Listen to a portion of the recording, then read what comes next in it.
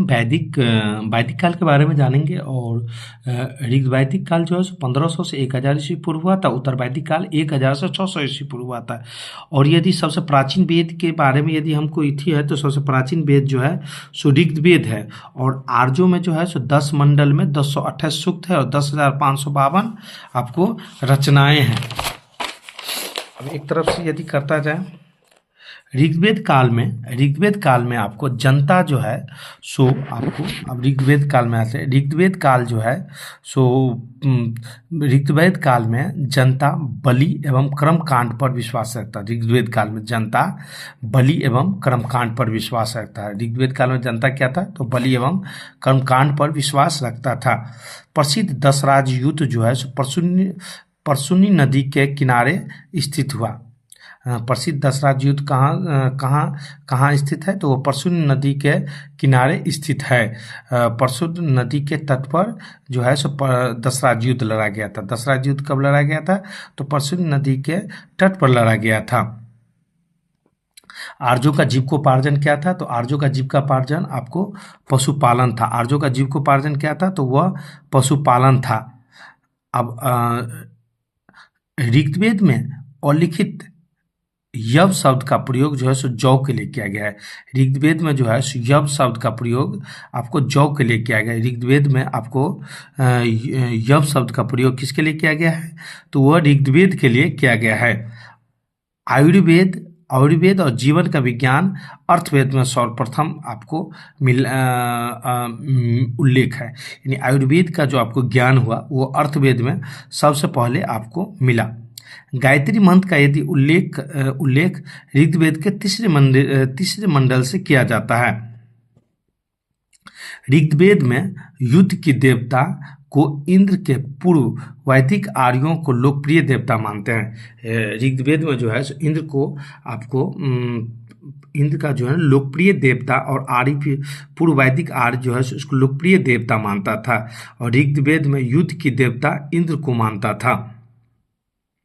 यदि विश्वामित्र जो है सो गायत्री मंत्र की रचना किया था। गायत्री मंत्र की रचना किसने किया था, तो विश्वामित्र जो है सो किया था। श्रीमद् भागवत गीता किससे लिखा गया था, तो श्रीमद् भागवत गीता आपको संस्कृत में लिखी गई है। ऋग्वेद का मूल लिपि क्या था, तो वो ब्रह्मी था। ऋग्वेद का मूल लिपि क्या था, तो वह ब्रह्मी था। ऋग्वेद की मूल लिपि क्या था, तो वह आपको ब्रह्मी था। सतमेव जयते शब्द मुंडकोपनिषद से है लिया गया है। सतमेव जयते शब्द किससे लिया गया है, तो मुंडकोपनिषद से आपको लिया गया है। जीविकोपार्जन हेतु वेद वेदांग पढ़ाने वाले उपाध्याय जो जीविकोपार्जन हेतु आपको वेद वेदांग पढ़ाने वाले को क्या कहा जाता था, तो उपाध्याय कहा जाता था। जीविकोपार्जन हेतु उस टाइम में आपको वेद वेदांग जो पढ़ाता था तो उसको उपाध्याय कहता था। राजा के उत्पत्ति का सिद्धांत जो है सो इतरे ब्राह्मण, राजा की उत्पत्ति का सिद्धांत जो है सो इतरे ब्राह्मण से लिया गया है। शल्वसूत्र जयंती विषय का पुस्तक था। शल्वसूत्र क्या था, तो जयंती विषय का पुस्तक था। अस्तोमा सदगमय वाक्य जो है सो बृहदारण्यक उपनिषद से लिया गया। अस्तोमा सदगमय वाक्य बृहदारण्यक उपनिषद से लिया गया है। अस्तोमा सदगमय वाक्य, ये सब बहुत ही अच्छा टॉपिक है और इस समय से क्वेश्चन आता ही है। चरक संहिता पुस्तक जो है सो किससे संबंधित है, तो वह आपको चिकित्सा से संबंधित है। चरक संहिता पुस्तक किससे संबंधित है, तो वह चिकित्सा से संबंधित है। वैदिक काल में द्विज श्रेणी यदि माना जाए तो वह ब्राह्मण क्षत्रिय वैश्य को मानता है। वैदिक काल में द्विज श्रेणी यदि माना जाए तो ब्राह्मण क्षत्रिय वैश्य को मानता है। ऋग्वेद में सरस्वती नदी को सर्वाधिक पवित्र मानते थे। मैंने नोट्स बनाया हूँ और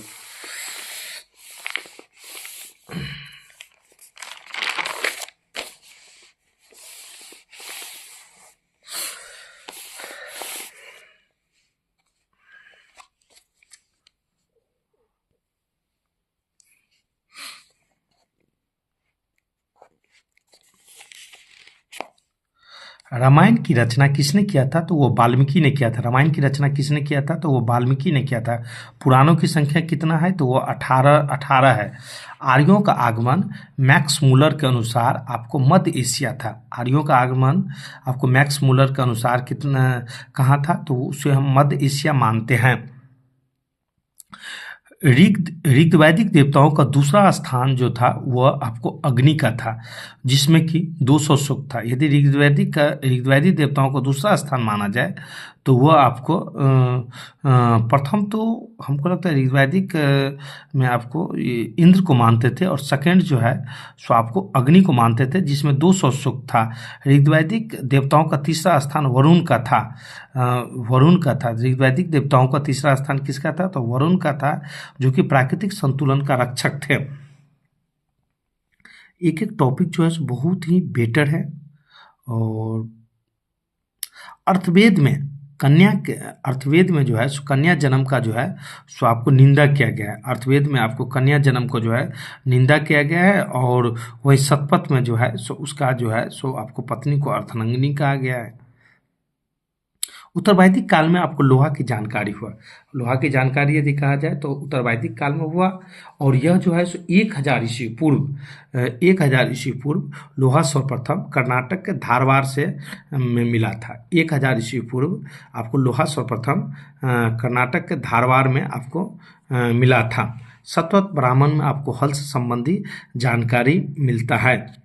यदि राजसूय यज्ञ कहा जाए तो वह राज्याभिषेक के समय में किया जाता है। राजसूय यज्ञ आपको राज्याभिषेक के समय में किया गया। अश्वमेध यज्ञ जो है सो साम्राज्य विस्तार के लिए किया जाता है। अश्वमेध यज्ञ ऐसे क्वेश्चन में आ जाता है कि राज्याभिषेक के समय कौन सा यज्ञ किया जाता है? तो वह राजसूय यज्ञ किया जाता है। साम्राज्य विस्तार के लिए कौन सा यज्ञ किया जाता है?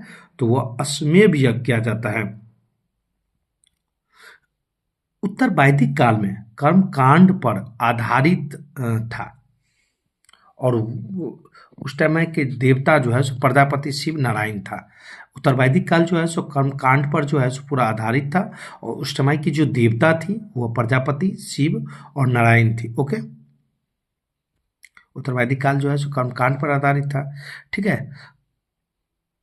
अब उस टाइम में जो है सो आप देख लीजिए कि पशु का भी देवता था, तो वह था पूषण। पशु का देवता कौन था? तो वह पूषण था। पूषण जो है सो आपको उत्तर वैदिक काल में जो है ना पशु का देवता कौन था? तो वह आपको पूषण था। जो जीवन भर जो है सो अविवाहित रहने वाले महिला को आमूज कहा जाता था। उस टाइम में जो है जो जीवन भर जो है सो जो शादी नहीं करता था उसे आमूज कहा जाता था। उस समय में आपको मनोरंजन का भी साधन था। तो मनोरंजन का साधन था आपको संगीत, रथौर, गुरुद्वारा और घुड़दौड़ यानी घोड़ा पर दौड़ता था। और कहा जाए तो मुख्य व्यवसाय आपको पशुपालन और कृषि था।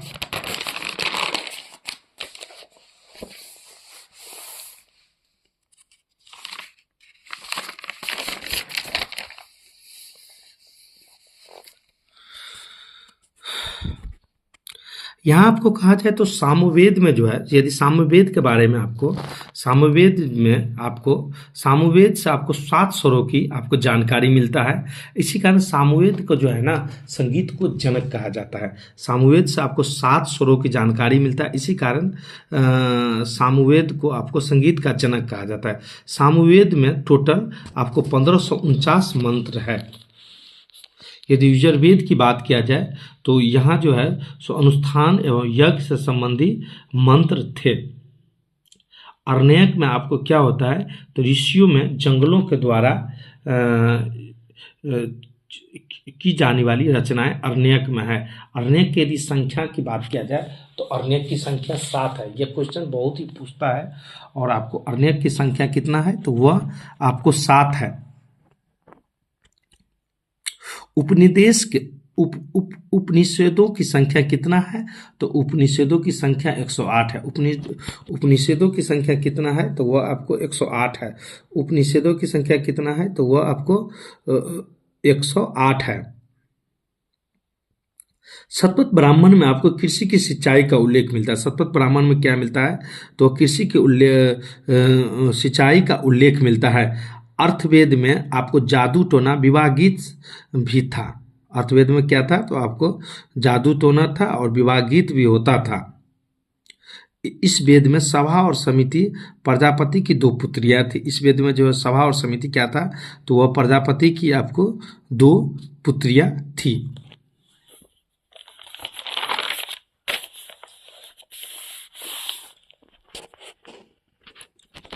आर्यों की भाषा क्या था, तो आर्यों की भाषा संस्कृति थी।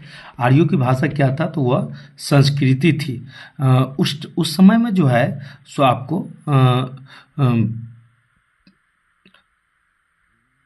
पुरुष दुर्गपति और स्तब्ध जनता की गतिविधि, पुरुष जो है पुरुष को दुर्गपति और स्तब्ध अस अस असभ्य जनता की गतिविधियों को गुप्तचर माना जाता था। वाजपति क्या था, तो गोचर भूमि का अधिकारी था। वाजपति उस टाइम में जो है सो आपको आर्य समय में आपको आर्य समय में जो है सो आपको वाजपति जो है सो गोचर भूमि का अधिकारी माना जाता था। उग्र जो है सो उग्र नाम से जो माना जाता था वो अपराधी को पकड़ने के लिए माना जाता था। ठीक है। भागदू यदि माना जाए तो वह आपको राजस्व को एकत्र करने वाला था। भागदू क्या था, तो राजस्व को आपको एकत्र करने वाला था। सभा एवं समिति में राजा को सलाह देता था। उपनिषदों की संख्या कितना है, तो उपनिषदों की संख्या 108 है। उपनिषदों की संख्या कितना है, तो 8 है। महापुराणों की संख्या कितना है, तो 18 है। महापुराणों की संख्या कितना है, 18 है। वेदांत की कितना संख्या है, 6 है। आर्य समाज पितृ प्रधान था और परिवार के मुखिया को उस समय में उसे कुलुप कहा जाता था। आर्य समाज में जो है पितृ प्रधान था और जो है सो कुलुप कहा जाता था। बाल विवाह और प्रथा का आपको आर्य समाज में जो है सो आपको प्रचलन था। और यहाँ का जो है सो कहा जाना चाहिए, तो यदि पेय पदार्थ की बात किया जाए तो सोमरस था। पेय पदार्थ क्या था, तो सोमरस था। और यहाँ 3 प्रकार के वस्त्र पहनते थे, वास, अधिवास और उष्णीय। आर्यों के यदि प्रिय पशु का बात किया जाए तो आर्यों का प्रिय पशु घोड़ा था। और उस टाइम में लोहा को जो है श्याम अयस्क कहा जाता था और तांबे को लोहित अयस्क कहा जाता था। आर्यों समय में आपको लोहा को जो है सो आपको श्याम अयस्क कहा जाता था और तांबे को जो है सो आपको लोहित अयस्क कहा जाता था। व्यापार के लिए जो दूर जाता था तो उसको पानी कहा जाता था। और उत्तर वैदिक काल में राज्य का राज्याभिषेक जो